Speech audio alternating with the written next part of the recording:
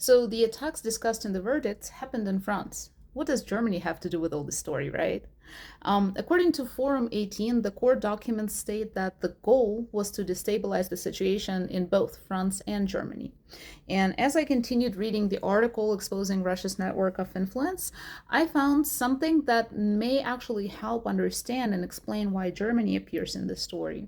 So, first of all, the author writes that the group involved in these attacks was operating in both France and Germany between April and September 2025. And the article also states that the participants who arranged all that had their travel and accommodation covered and were promised between 1,000 to 1,500 euros for each action carried out, of course, with the photos from the sites of the attacks provided as the proof.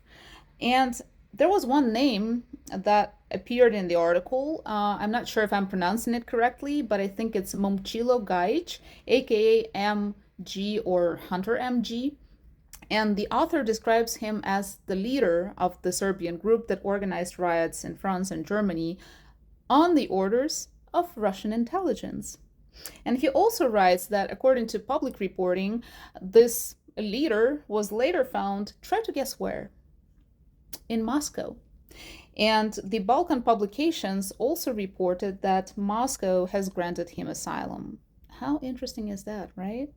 So, as you can assume, the story does not end just on some series of random attacks on religious sites in France. It gets much bigger. More names appear in the article, more interesting correlations and connections. So, I guys encourage you to dive deep into this topic with me. I mean, Mr. is doing that as well. Why not you?